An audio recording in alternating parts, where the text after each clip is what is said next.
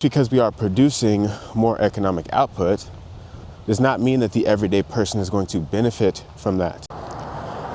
First, Kevin Warsh, the nominated chair of the Federal Reserve, who has yet to be confirmed, has spoken about the fact that he expects technology and AI to contribute to a productivity boom. Productivity is the measure of how much economic output you get for a given amount of input.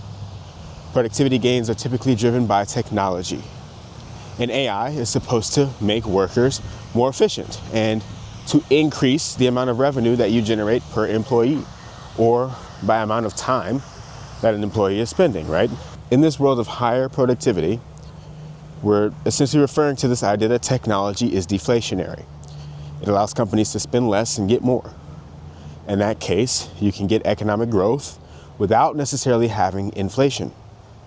More is being produced without a company having to spend more on things like wages, for instance, which brings us to problem number one.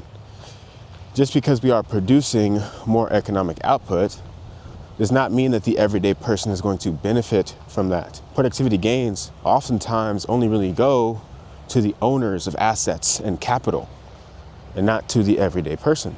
Now, there is a chance that Kevin Warsh, the new Fed chair nominee, will be able to use this idea that technology is deflationary, and therefore there will be no inflation that comes from this economic growth that we're going to see, as an excuse to lower interest rates. If you're looking at the data, my view is you're backward looking. You're going to be late.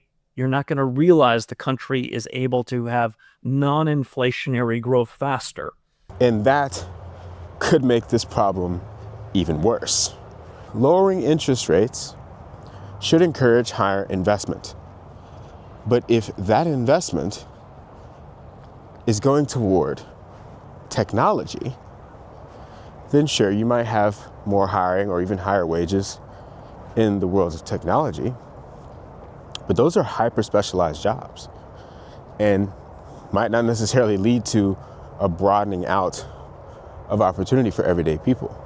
Now, the other side of this is that lowering interest rates couldn't possibly just lead to higher investment into technology. You're going to have a lot of the broader based economy that would have more activity going on. And I mean, look, if you're hiring more people, you need more office space, potentially you need more things, more buildings, more physical things even that do lead to regular job growth. So this definitely isn't some black and white, clear doom and gloom situation. So that's problem number one.